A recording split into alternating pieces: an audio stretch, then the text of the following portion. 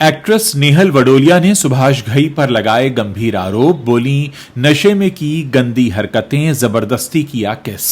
सलमान खान ने जाह्नवी कपूर से बॉयफ्रेंड शिखर पहाड़िया को लेकर किया सवाल। जाह्नवी ने भी किया रिएक्ट। महेश भट्ट ने बेटी पूजा भट्ट संग किस कंट्रोवर्सी पर तोड़ी चुप्पी। बोले, मुश्किल वक्त में रिश्ते मजबूत होते हैं, कमजोर नहीं। खबरों में आगे बताएंगे आपको उसने धोखा दिया था, 1.5 साल में क्यों टूटी बिग बॉस के कंटेस्टेंट अभिषेक की शादी, एक्स वाइफ ने किया खुलासा। और ऑनलाइन सट्टेबाजी केस में युवराज सिंह और सोनू सूद जैसे कई सितारों की संपत्ति जल्द कुर्क करेगी ईडी। नमस्कार दोस्तों, आपने देखना शुरू कर दिया है Bollywood top 5 controversies of the day. तो चलिए अब इन्हीं खबरों को आपके सामने विस्तार से रखते हैं। हिंदी सिनेमा में कई फिल्म मेकर्स हैं जिन्होंने हिट फिल्मों की लाइन लगाई। उन्हीं में से एक नाम है शोमैन कहे जाने वाले सुभाष घई का। लेकिन हाल ही में एक 32 साल की एक्ट्रेस ने उन पर कई गंभीर आरोप लगाए हैं जिसने सभी को हैरान कर दिया है। हम बात कर रहे हैं एजाज खान के विवादित रियलिटी शो हाउस अरेस्ट से नेम फेम कमाने वाली एक्ट्रेस नेहल वडोलिया की। उन्होंने ही सुभाष घई पर कई गंभीर आरोप लगाए हैं। नेहल का कहना है कि सुभाष घई ने उन्हें अपने घर बुलाकर उनके साथ गलत व्यवहार किया। हाल ही में नेहल ने एक इंटरव्यू दिया जिसमें उन्होंने शो और इंडस्ट्री में अपने एक्सपीरियंस शेयर किए। साथ ही उन्होंने सुभाष घई के खिलाफ गंभीर आरोप लगाए। नेहल ने कहा कि उस समय वो सुभाष घई के मैनेजर को डेट कर रही थी और उनके बीच रिश्ता नया नया था। नेहल वडोलिया ने बताया कि उनके और उनके बॉयफ्रेंड के बीच कोई फिजिकल रिलेशनशिप नहीं था। दोनों बस जानना चाहते थे कि उनका रिश्ता किस दिशा में जाएगा। इसी दौरान उनके बॉयफ्रेंड ने उन्हें बताया कि वो सुभाष घई के मैनेजर हैं। एक दिन उनके बॉयफ्रेंड ने कहा कि वो सुभाष घई के घर पार्टी करेंगे। नेहल ने बताया कि उस दिन पार्टी के दौरान सुभाष घई ने उनके साथ बड़ा अजीब व्यवहार किया। नेहल ने कहा कि पार्टी के दौरान वो और उनके बॉयफ्रेंड कमरे में शराब पी रहे थे, तभी उनके हाथ से कुछ गिर गया और सुभाष घई ने उन्हें बालकनी दिखाने की बात कही। नेहल बताती हैं कि इसके बाद सुभाष घई उनके बहुत करीब आए और कई अजीब बातें करने लगे।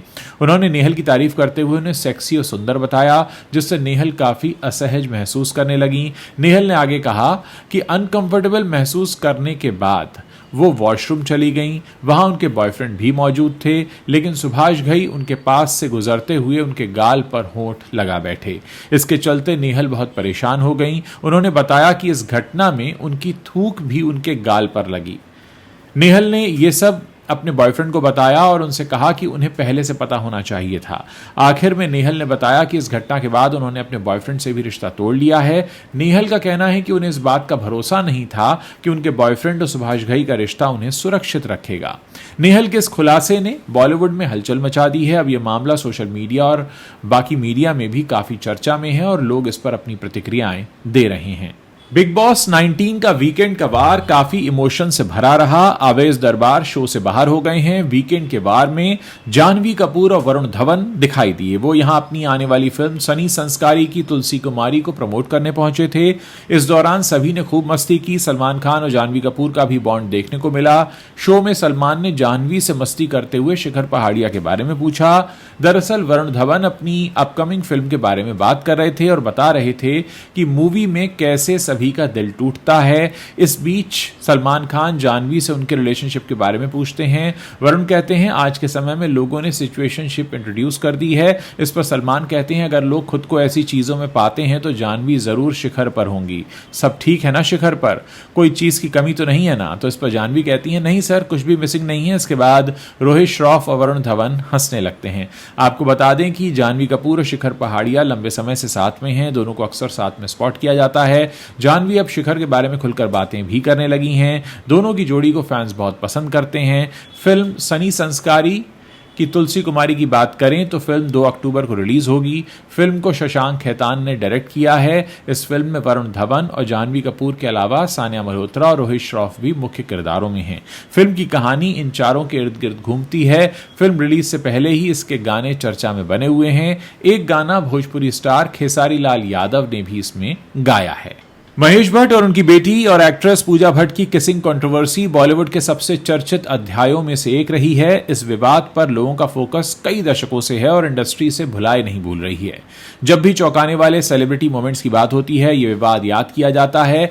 अब फिल्म मेकर महेश भट्ट ने इंडिया टुडे के साथ एक खास बातचीत में उस उथल पुथल भरे समय पर अपनी राय दी है। महेश भट्ट से पूछा गया कि क्या इस विवाद ने उनकी बेटी पूजा के साथ उनके रिश्ते को कमजोर किया या इसे और मजबूत किया, तो सवाल का जवाब देते हुए महेश भट्ट ने कोई हिचक नहीं दिखाई। उन्होंने कहा, मुझे लगता है कि आप दो तरह से चीजें नहीं पा सकते। अगर आप धूप में खड़े हैं तो आपकी स्किन जल जाएगी। युगों युगों से जो लोग सुर्खियों में रहे हैं, उन्हें अपने जीवन में इन दर्दनाक मौसमों का सामना करना पड़ा है और कठिनाइयां आपके अंदर का सोना बाहर निकाल कर लाती हैं। ये एक जंगल की आग की तरह चंदन के पेड़ से सुगंध निकालती हैं। आपको बता दें कि पूजा भट्ट और महेश भट्ट को 1991 में एक मैगजीन कवर के लिए होठों पर किस करते हुए दिखाया गया था।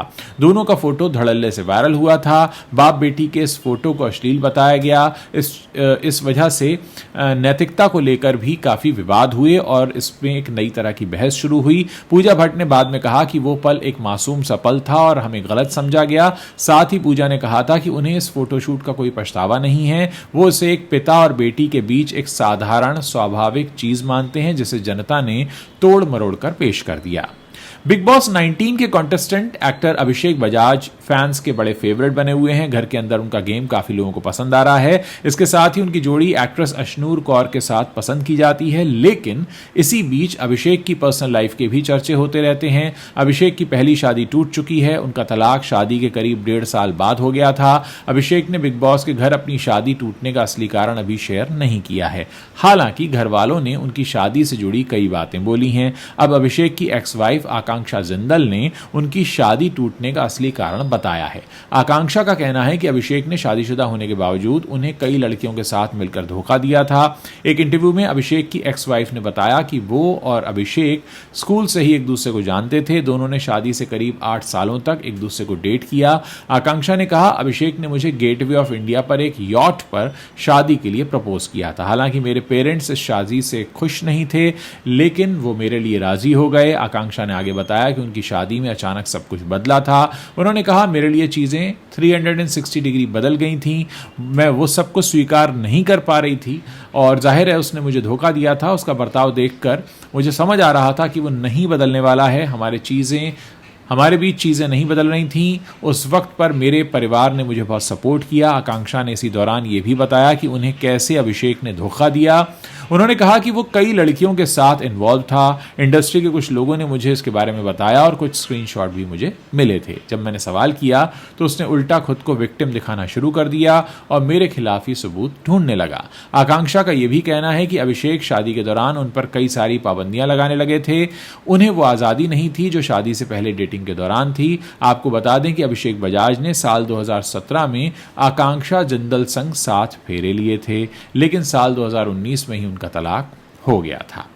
ईडी जल्द ही एक ऑनलाइन सट्टेबाजी और गेमिंग प्लेटफॉर्म से जुड़े मामले में पीएमएलए के तहत कुछ खिलाड़ियों और एक्टर्स की करोड़ों रुपए की संपत्ति कुर्क कर सकती है। आधिकारिक सूत्रों की माने तो 1xBet पोर्टल से जुड़े मामले की जांच में पाया गया है कि इनमें से कुछ हस्तियों ने उन्हें दिए गए विज्ञापन शुल्क का इस्तेमाल कई तरह की संपत्तियां हासिल करने में किया और पीएमएलए के तहत ये अपराध से अर्जित आय मानी जाती है। केंद्रीय जांच एजेंसी जल्द ही इन चल और अचल संपत्तियों को कुर्क करने के लिए पीएमएलए के तहत कुर्की जब्ती का आदेश जारी करेगी, जिसमें यूएई जैसे देशों में स्थित कुछ संपत्तियां भी शामिल हैं। इन संपत्तियों का क्वांटिफिकेशन और मूल्यांकन अभी चल रहा है। मंजूरी मिलने पर इन संपत्तियों को जब्त करने के लिए अदालत में आरोप पत्र दायर किया जाएगा।